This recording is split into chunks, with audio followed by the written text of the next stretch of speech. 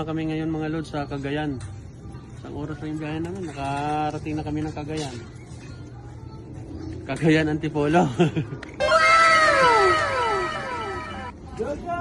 Hoy! Kumusta si Jojo? Ito nakilala.